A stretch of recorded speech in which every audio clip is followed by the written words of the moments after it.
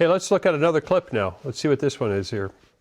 But there are questions about whether any of the remains could have lasted for 3,500 years. It's actually kind of problematic to think that anything would have lasted a long time. I mean, the bodies would have been rapidly consumed, plus bones dissolve in seawater, so even if the fish didn't get them, the bones would go away. But anything made of wood is going to decompose really rapidly. But some people are saying that wood has lasted for a long time. Like there's a boat they found in the Sea of Galilee that was actually buried in the mud. And that's the point. It was buried in mud. If the wood is exposed, it's going to get consumed. If it's buried in mud, especially anoxic mud, it can last a very long time. But if the wood is above the sands, it's gone. However, if giant walls of water came crashing down on the chariots, would the seafloor have been churned up, covering many of the artifacts?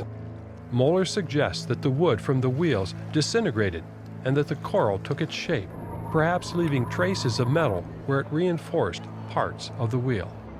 If you were searching the seabed and searching for man-made objects, if you get a positive reading from your magnetometer, it wouldn't necessarily prove that there was a man-made object there, because there are many natural objects which could set off your magnetometer. Where we get our magnets from, of course, is from natural deposits of iron ore and magnetite, and the seabed is a place where many of these compounds do accumulate. I think I probably dived on about 10 or 12 different trips.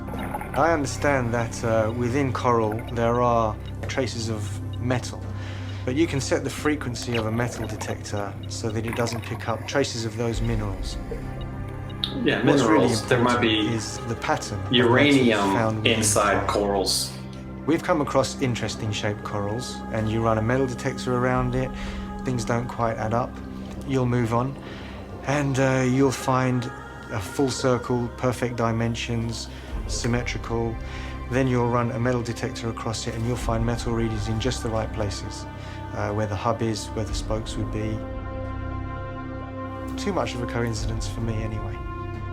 Two wheels stand like this, right, with an axle in between. Right. Circular shape, Right. and this, I mean, there's no disputing things like that. for certain it's not a coral reef. No, I mean, it's not natural. If you want to find a chariot wheel and it looks like a coral, you have to prove that it's not a coral, because it just looks like the way corals grow. Yeah. Even if a chariot wheel was lying on the bottom of the sea and it got encrusted in coral, you wouldn't expect it to maintain that shape over time, because first of all, corals grow. So if you had something that's being encrusted with coral, well, the coral's going to keep on growing and it's going to all of a sudden not look like a wheel anymore. There's no telling what shape it would take on. So something that's 3,500 years old wouldn't still look like a chariot wheel. Is that what you're saying? It shouldn't. The only way to do that would be maybe it got encrusted and then buried in sand, and then maybe recently got re-exposed again. But then you'd have to, again, you have to scientifically examine these. You have to look at each one. You have to ask good questions. You can't just jump in the water and see something round and say, oh, I see a chariot wheel. That's not the way science works. Well, let's talk about that for a moment. I know that there have been times when, Aaron, you have found something and then it's disappeared the next day when you try to come back, because there's quite a bit of movement there, isn't there, with the sand because of that plateau that's out there. So just tell me a little bit about your experience there. Well, we used to mark any corals which are interesting to us so that we could get back to them, even a few weeks later on a separate trip. And those markers they were pretty sturdy, they would remain in place. But sometimes the marker would just be marking sand, so we would have to dig down. And I think there were times when sometimes we dug down and didn't even it's pretty hard to dig down just with your hands, and we wouldn't even reach the coral. So I don't know how far down it would be. So I think there's quite a lot of movement down there on that seabed. Things to get covered up and uncovered. Yeah, that's part I found interesting, because that's what I heard before. So, Dr. Carter, there does seem to be, because of I don't know if it's the tide or what, but there's that lip, and then it's like thousands of feet deep on either side. I don't know if there's this action going on where there's sort of almost like like sand out in the desert that's sort of shifting. We had a study reef when I was in graduate school that we went to 3 times a week for an entire summer. And a big hurricane blew up in the middle of the summer. And even though we had been diving on that reef day after day for weeks and I had memorized individual corals, I didn't recognize what I was looking at when we went back. There were sand piles where there was nothing before, and there were dead coral skeletons that had been exposed when sand that was there was removed. So storms, tides, waves, you probably get some turbidity currents from the fore slope of that of the delta. Every once in a while, you're just going to get a breakaway of a bunch of material and just going to come tumbling down into the depths. And anything just uphill of that is going to reslope and form a new grade. So you can get a lot of changes pretty quickly there. Yeah, yeah. So I mean, I like what Andrew is saying is that no one's really, what they really want to do is get real scientists to that location. But one of the challenges is number one is that it's in a complicated area because you've got the Saudis on one side.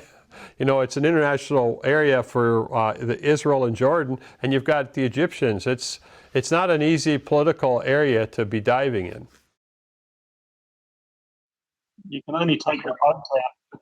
Yeah, you can only take the boat out halfway across the sea because you're then effectively on Saudi territory if you're over halfway. So that limits a lot of what you can do from Egypt. And I think, Ross, you dived down to about 45 meters at one point, and then it just got very, very murky and we lost the light. So we've only really physically explored down to about 40 meters, which is, not that far out. So there's so much more opportunity there to do this and investigate it with modern technology. And that's a very good point, because really as divers, we've only scratched the surface, so to speak, just around the shoreline. What's out in the deeper water that's been undisturbed by storms and that would be very interesting.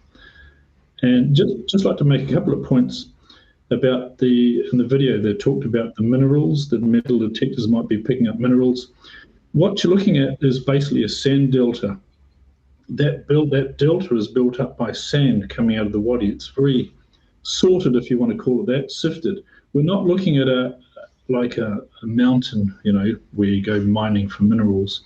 We're looking at a seabed that is, what's the right word? Very uniform. It's basically sand. You're not finding mineral deposits. It's silicon dioxide. You wouldn't expect iron-containing minerals or anything like that there. A coral's not going to be...